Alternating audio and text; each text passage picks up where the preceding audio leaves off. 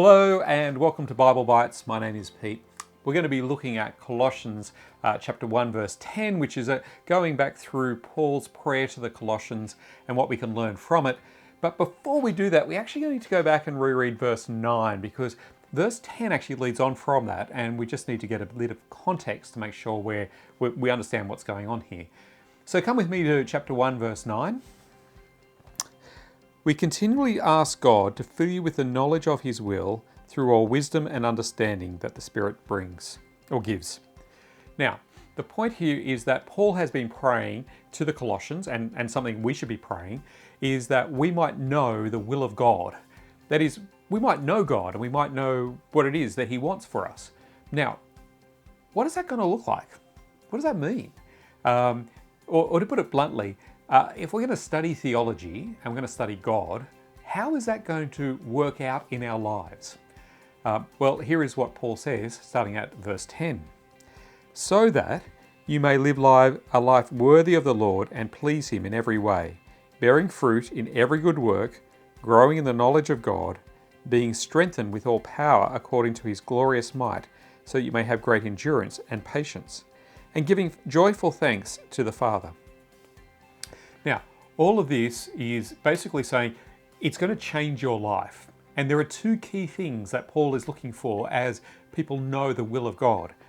He kind of starts there, he says, so that, I'm praying this so that you may live a life worthy of the Lord. And you notice that, live a life worthy of the Lord. To live a life worthy of the fact that you have been saved in Jesus.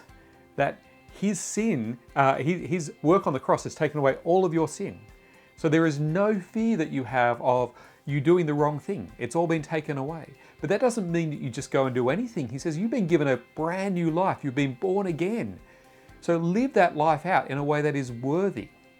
And what does that look like? Well, and to please Him in every way. See, those two things are actually connected there. To please Him and to live a life worthy of the Lord. And so the question we should always be asking ourselves and to be obsessed with is this pleasing God? Am I doing something that is pleasing God? Is this decision that I face, what will be the best thing to please God? And, to put it, I guess, crassly, is will God be happy with this?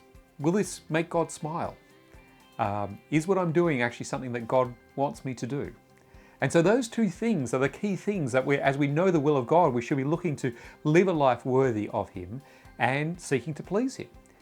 But those things are actually explained in 4 key little phrases that come after that. So let's try and spell that out a little bit more. Firstly is bearing fruit, that's our first one, in every good work. Growing in the knowledge of God, that's our second one. Being strengthened with all power, that's our third one.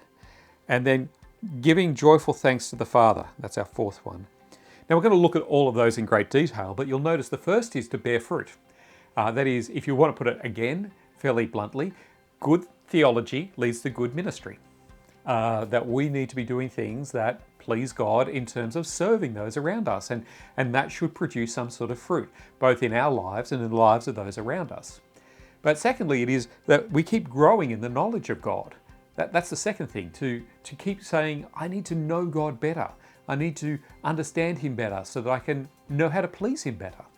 And then thirdly, being strengthened with all power, because we need to keep coming back and realizing God is infinite and we are not. And we need to be relying on His power. And we need to keep coming back and being energized by this power that His Spirit gives. And finally, be people who are joyful and thankful. Because there's so much we've got to be thankful for. We're so thankful because we are children of God by grace. We've been saved through Him. We know Him and we have the knowledge of His will.